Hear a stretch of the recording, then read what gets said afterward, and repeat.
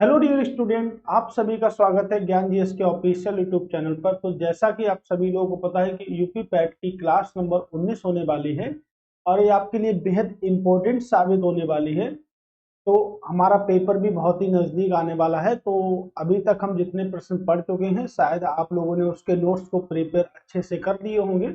अगर आपने शुरू की वीडियो नहीं देखी है तो कृपया करके उन सभी वीडियो को आप देख लें, जिससे आपके लिए एक प्लेटफॉर्म तैयार हो जाएगा जीएस का और आने वाले पेपर में आपकी एक बेहतरीन जीएस तैयार हो सकेगी।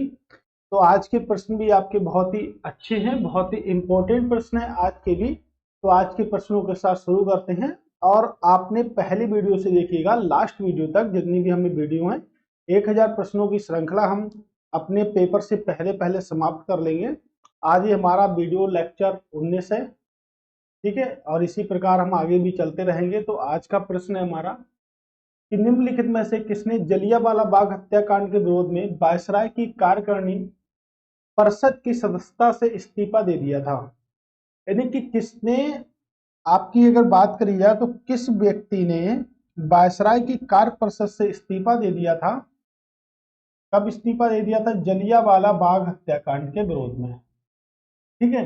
तो देखिएगा, सबसे पहले तो हम यहां से देखते हैं जलियांवाला बाग। यानी कि अगर हम जलियांवाले बाग की बात करेंगे, ठीक है, तो जलियांवाला बाग हत्याकांड हुआ था 13 अप्रैल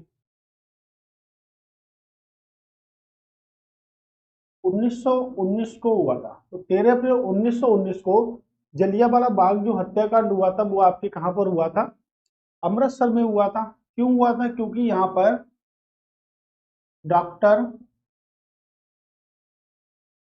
सत्यपाल व किचलू को गिरफ्तार कर लिया गया था। तो इसी के अकॉर्डिंग इनकी गिरफ्तारी के कारण एक जनसभा आयोजित की गई अमृतसर के बाग में, जिसे जलियांवाला बाग हत्याकांड के नाम से जानते हैं। और वहीं पर जनरल डायर उस समय क्या थे, वहां पर सेनापति थे और जनरल डायर ने क्या करी, गोली चलवा दी।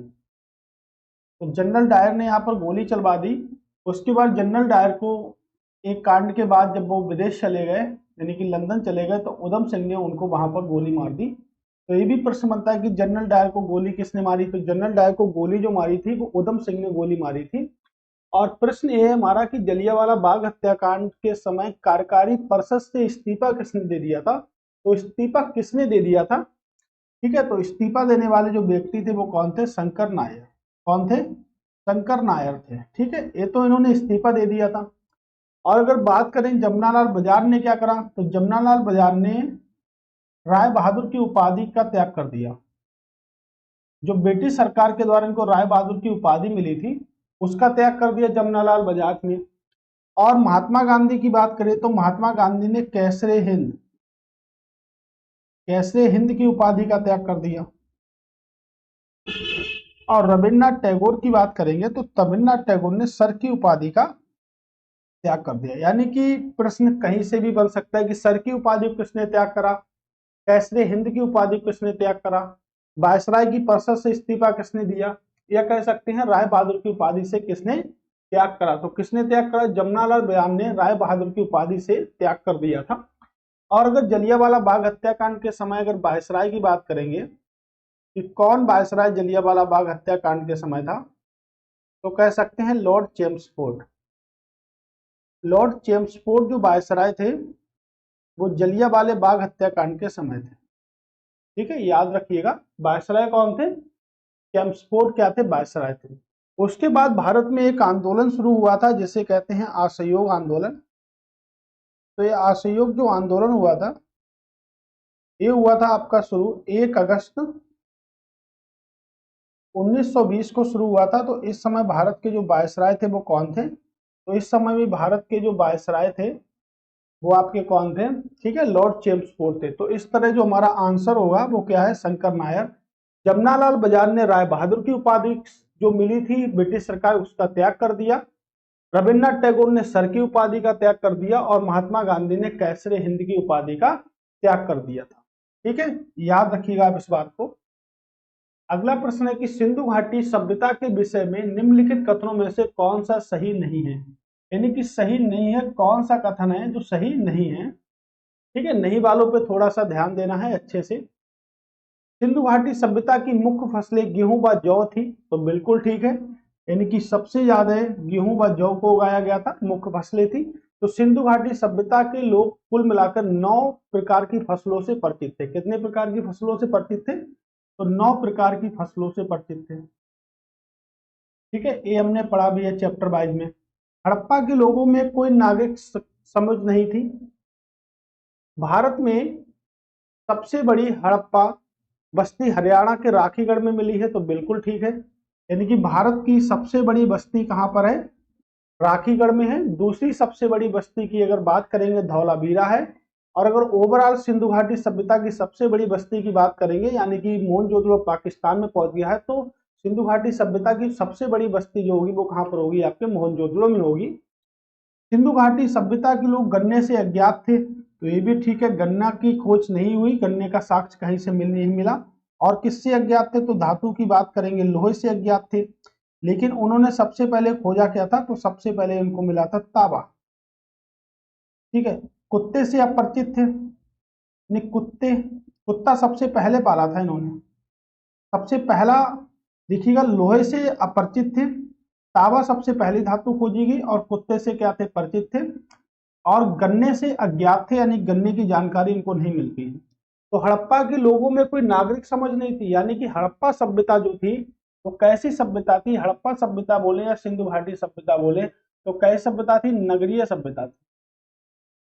और वैदिक सभ्यता की बात करेंगे तो कैसी सभ्यता थी वैदिक सभ्यता आपके? तो आप सभी को पता है कि वैदिक सभ्यता ग्रामीण सभ्यता थी, और हड़प्पा सभ्यता एक नगरीय सभ्यता थी, तो नहीं है ना। नागरिक समक्ष थी, होता तो ठीक होता। ये ऑप्शन नंबर बी हमारा एकदम गलत आंसर होगा, क्योंकि हड़प्पा सभ्यता एक कैसी सभ्यता थी? आपके नगरीय सभ्यता थी। अगर बात करेंगे किसने खोजा, तो 1921 में दयाराम साहनी ने खोजा था। दयाराम साहनी ने खोजा था। हड़प्पा बोले या मोहन हड़प्पा बोलते हैं या सिंधु घाटी सभ्यता बोलते हैं, बात एक ही है। किस नदी के किनारे है? तो देखिएगा, आपके रावी नदी के किनारे है। ऐसा नहीं हो सकता कि सिंधु घाटी सभ्यता बोलते हैं और सिंधु घाटी सभ्यता को हड़प्पा सभ्यता कहते हैं। पूछा जाता है किस नदी के किनारे है, तो आपके रावी नदी किनारे है, ना कि सिंधु नदी किनारे। अगर बात करेंगे सिंधु घाटी सभ्यता का सबसे बड़ा स्थल पूरी सिंधु घाटी सभ्यता में, तो मोहनजोदड़ो जो किस नदी के किनारे है? जो आपकी सिंधु नदी के किनारे है। और भारत में सिंधु घाटी सभ्यता का सबसे बड़ा स्थल क्या? राखीगढ़ है। अगर दूसरे की बात करेंगे तो दूसरा क्या है? धौलावीरा। ठीक है, धौलावीरा। धौलावीरा दूसरा सबसे बड़ा स्थल है आपका। तो गन्ने से अज्ञात थे, लोहे से अज्ञात थे, यानी कि फसल में गन्ना नहीं था इनके पास में, धातु में लोहा नहीं था। सबसे पहले इन्होंने तांबे की खोज करी थी, और सबसे पहले उन्होंने किसको पाला था? कुत्ते को इन्होंने पाला था। ठीक है, इस बात को भी याद रखिएगा। कह रहे प्रारंभिक वैदिक काल में निम्नलिखित में से किसको विनिमय की इकाई के रूप में इस्तेमाल किया जाता था? विनिमय मतलब क्या होता? आदान प्रदान, यानी कि अगर किसी को देना है तो किसी से लेना भी है, तो किसको किया जाता था? तो वैदिक काल जो सभ्यता थी वो कैसी सभ्यता थी? आपकी ग्रामीण सभ्यता। तो वैदिक सभ्यता एक ग्रामीण सभ्यता थी, जिसमें विनिमय का जो माध्यम था वो क्या थी? आपकी गाय। तो गाय को अगन्या कहते थे। अगन्या का मतलब है ना छूने योग्य, तो गाय को तो अगन्या कहते थे, यानी कि ना छूने योग्य की बात की जाती थी अगन्या में। तो क्या था विनिमय का माध्यम? विनिमय का माध्यम था आपकी गाय। ठीक है, याद रखिएगा, क्या थी? आपकी गाय थी। सुअर था, भेड़ था, बकरियां थी, तो क्या थी विनिमय का माध्यम? तो विनिमय का जो माध्यम रही होगी वो क्या रही होगी? आपकी गाय रही होगी। कह रहे मैग्नेटाइट लोहे अयस्क के संदर्भ में निम्नलिखित में से कौन सा कथन सही है? तो देखिएगा, मैग्नेटाइट जो लोहे का जो अयस्क होता है उसके लिए कौन सा कथन है जो सही है? ठीक है, तो लोहे की अगर बात करेंगे, लौह अयस्क। ठीक है, लौह अयस्क। लौह अयस्क की जो खाने हैं, सबसे पहले तो इसके अयस्क देख लेते हैं। एक इसका अयस्क होता है हेमेटाइट, और इसका जो अयस्क होता है वो होता है आपका मैग्नेटाइट। यानी कि दो प्रमुख अयस्क है, हेमेटाइट और मैग्नेटाइट।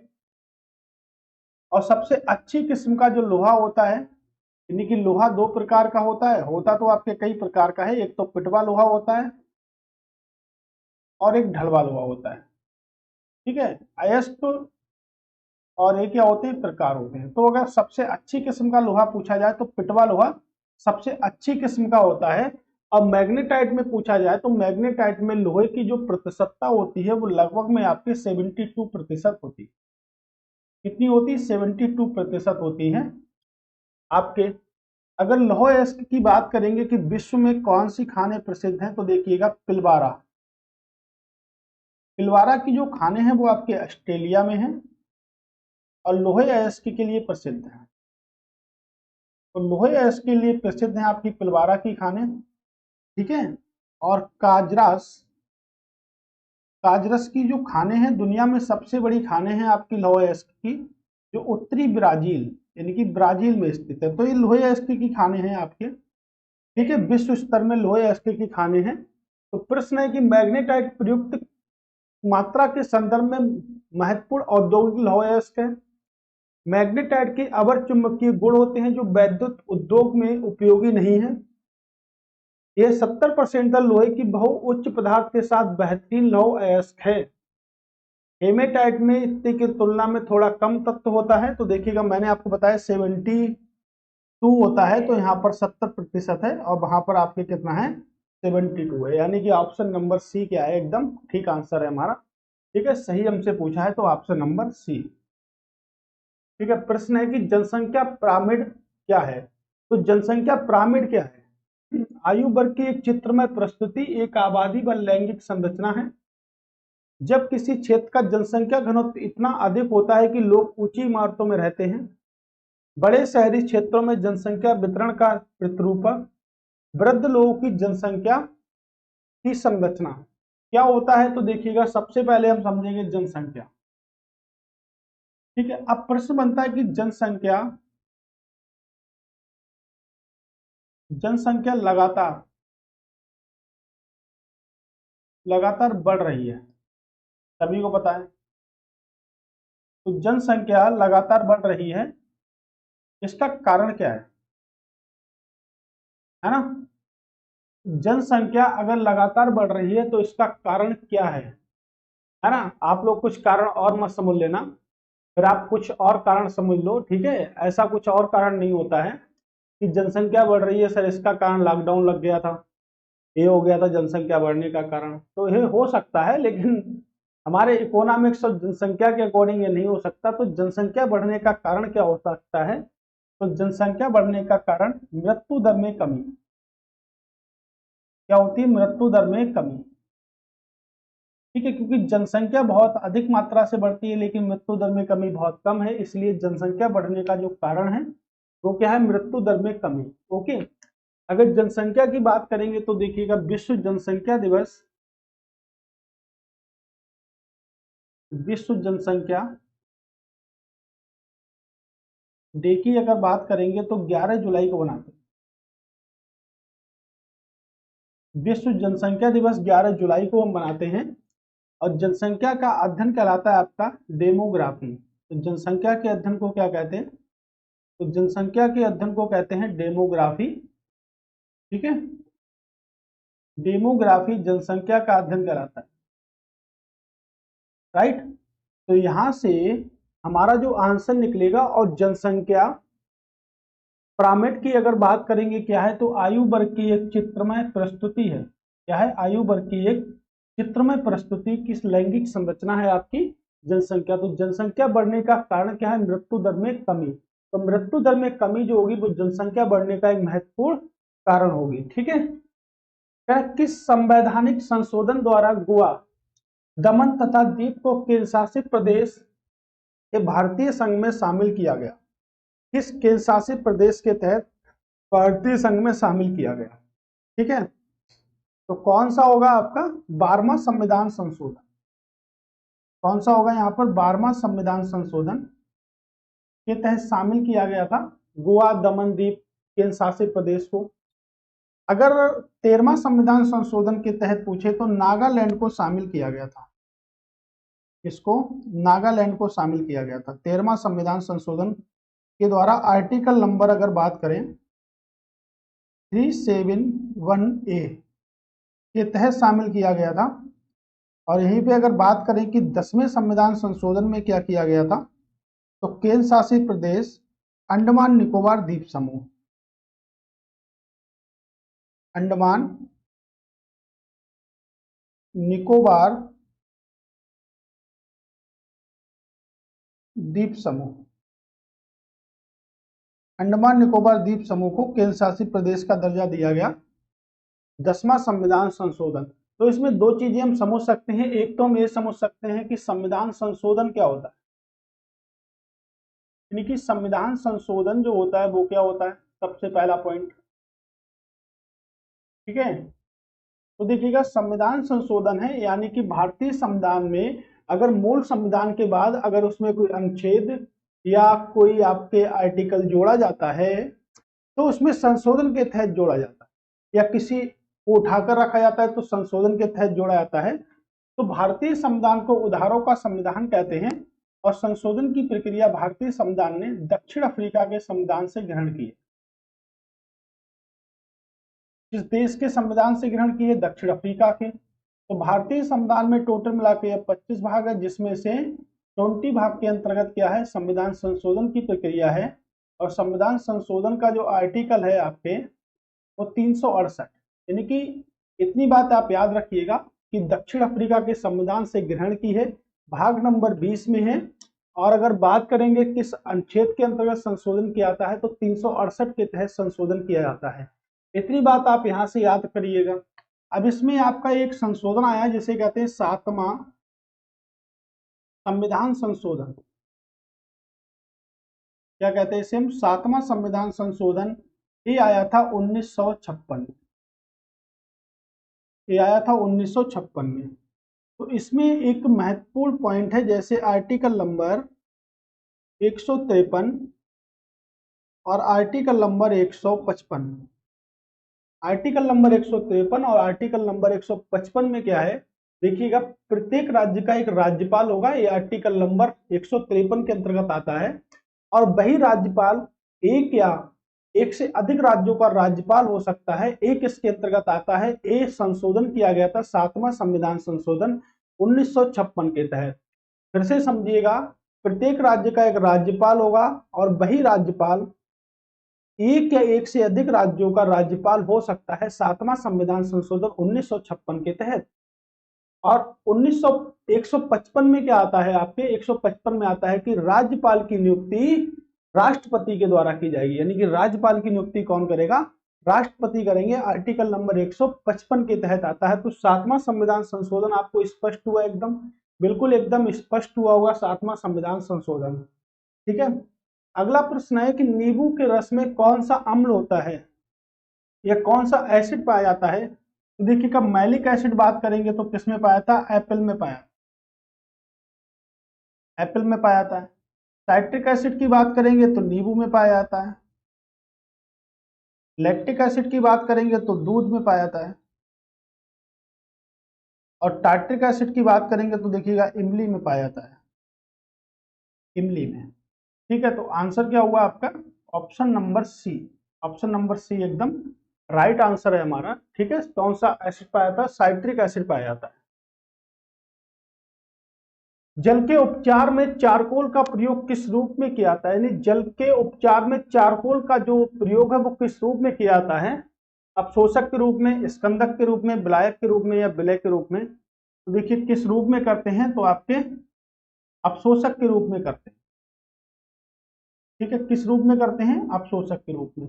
जल जो होता है, एक जल होता है जिसे हम कहते हैं H2O और एक जल होता है इसे हम कहते हैं D2O।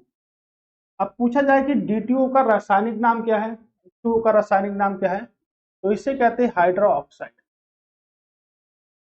क्या कहते हैं? Hydro oxide. और इसे हम कहते हैं ड्यूटेरियम ऑक्साइड। ठीक है, इसे भारी जल कहते हैं या हम कह सकते हैं ड्यूटेरियम ऑक्साइड। तो ये आपका भारी जल हो गया। ठीक है, इसकी खोजकर्ता कौन थे? तो इसके खोजकर्ता थे उरे। ठीक है। और अगर इसको बोला जाए तो ए क्या है आपका, साधारण जल है। ठीक है, ए क्या है आपका, ये आपका साधारण जल है। ठीक है, ये आपका साधारण जल है। ठीक है, याद रखिएगा। किस रूप में किया आता है, तो अवशोषक के रूप में किया आता है। ठीक है, इस बात को भी याद रखिएगा। कह रहे हैं अल्पकालिक आवश्यकता की पूर्ति हेतु जिस ब्याज दर पर कॉमर्शियल बैंक यानी कि वाणिज्यिक बैंक रिजर्व बैंक से नकदी प्राप्त करती हैं, नकदी ऋण प्राप्त करते हैं, कहलाती है, क्या कहलाती है, तो भाई क्या कहलाती है, बैंक दर कहलाती है, रेपो दर कहलाती है, रिवर्स रेपो रेट कहलाती है, या बचत कहलाती है। क्या कहलाती है आपकी, बैंक दर कहलाती है। ठीक है, क्या कहलाता है, तो यहाँ पर बैंक दर आपका कहलाता है। मुगल बादशाह ने आलमगीर की उपाधि धारण की थी। किस मुगल बादशाह ने आलमगीर की उपाधि को धारण किया था। ठीक है, तो किस मुगल बादशाह ने करा था, तो देखिएगा सभी को पता है, आलमगीर। किसने, औरंगजेब ने। ठीक है, मैं कई बार शासनकाल बता चुका हूं, तो पेपर में शासनकाल भी आ सकता है, यानी कि मुगल बादशाहों की अगर बात करें तो मुगल वंश का संस्थापक किसे कहते हैं, तो मुगल वंश का संस्थापक कहते हैं बाबर को। अब बाबर का शासनकाल है 1526 से लेके 1530।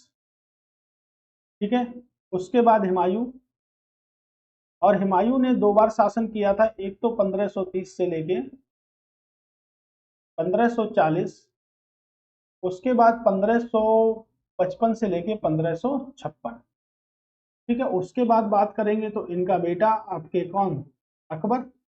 अकबर का शासनकाल 1556 से लेके 1605। अकबर के बाद बात करेंगे तो शाहजहां। अकबर का पुत्र कौन था, तो अकबर के पुत्र थे जहांगीर। ठीक है, तो अकबर का पुत्र कौन था, जहांगीर थे। जहांगीर की बात करेंगे 1605 से लेके 1627। फिर शाहजहां का शासनकाल, और शाहजहां का शासनकाल 1627 से लेके 1658। और औरंगजेब का शासनकाल 1658 से लेके 1707, यानी कि 1658 से लेके 1707। और अंतिम मुगल बादशाह बहादुर शाह जफर द्वितीय। ठीक है, तो ये कुछ मुगल बादशाह थे जो इंपॉर्टेंट हैं। प्रीवियस आपका पूछा भी गया था कि औरंगजेब की मृत्यु कब हुई, तो 3 मार्च 1707 को औरंगजेब की मृत्यु। ठीक है, कब शासन पर बैठे, तो 21 अप्रैल 1526 तक। पानीपत के युद्ध के बाद बाबर ने मुगल वंश की स्थापना कर ली, लेकिन पानीपत के द्वितीय युद्ध से अकबर ने मुगल वंश की नींव रखी, इसलिए अकबर को मुगल वंश का वास्तविक संस्थापक कहते हैं। ठीक है, ज्यादा से ज्यादा अगर इसमें हम और भी कुछ पढ़ सकते हैं, तो हम ये पढ़ सकते हैं कि भाई अकबर का मकबरा कहाँ पर है, तो अकबर का मकबरा है आपके काबुल में। ठीक है, हुमायूं का मकबरा कहाँ पर है, तो हुमायूं का मकबरा दिल्ली में है। ओके, बात करेंगे अकबर का, सिकंदरा में है। जहांगीर का मकबरा लाहौर यानी कि बेबीलोन में है। शाहजहां का मकबरा तो सभी को पता है, ताजमहल, और ताजमहल कहाँ पर है, आपके आगरा में। ठीक है, और बीबी का मकबरा यानी कि कहाँ पर है, खुलदाबाद में, यानी कि औरंगाबाद में है आपके मकबरा। ठीक है, कहाँ पर है, आपके औरंगाबाद में। ठीक, तो इस तरह भी ठीक बनता है हमारा।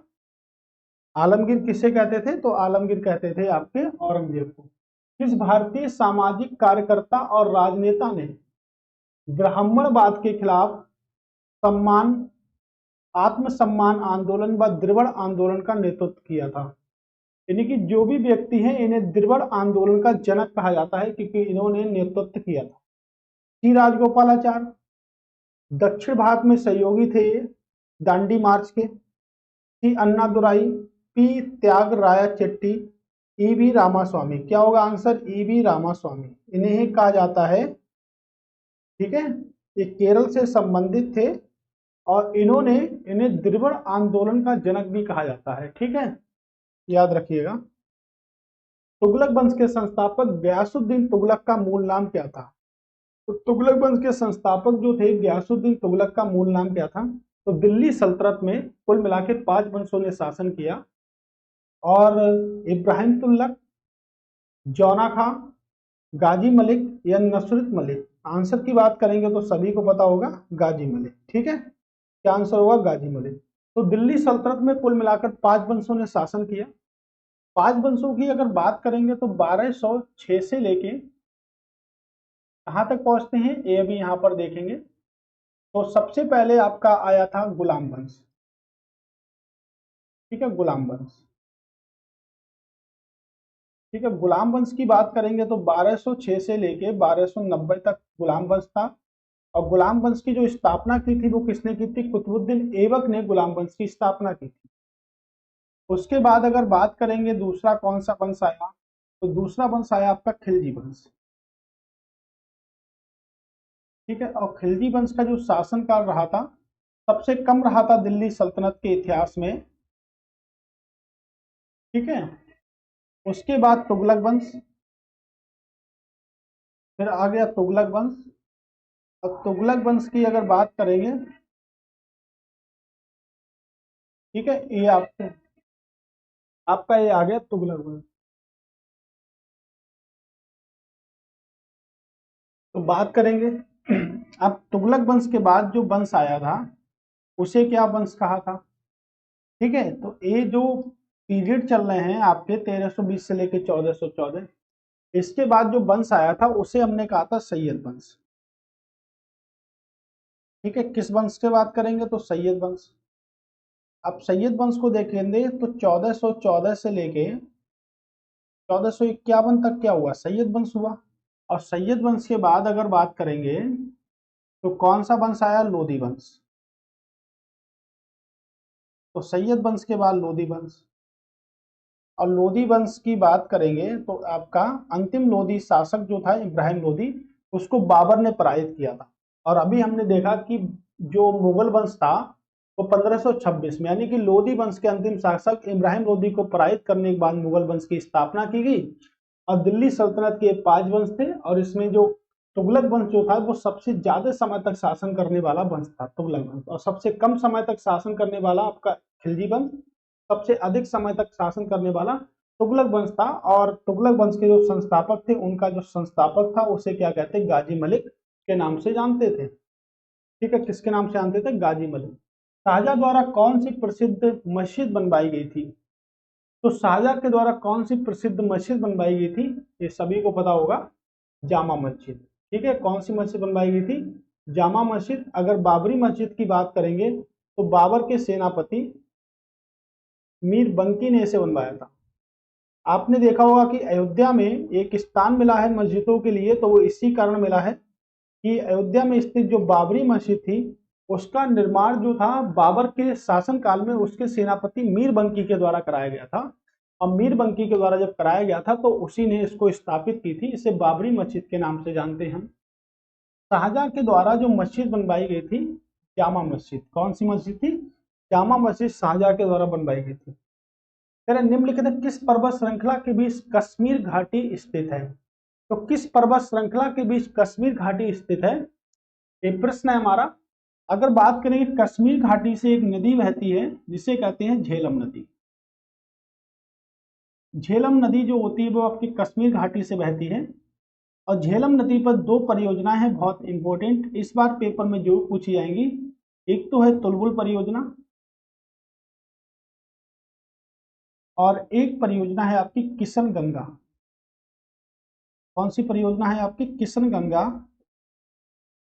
परियोजना। ठीक है, किशन गंगा परियोजना। इसकी बात करेंगे तो पीरवांचल पर्वत श्रृंखला और जास्कर पर्वत श्रृंखला के बीच में स्थित है। वेरी वेरी मोस्ट इंपोर्टेंट प्रश्न है कश्मीर घाटी का। ठीक है, तो कश्मीर घाटी से ही झेलम नदी होकर बहती है और आपकी पीर पांजाल पर्वत श्रृंखला और जास्कर पर्वत श्रृंखला के मध्य में कश्मीर घाटी आपकी आती है।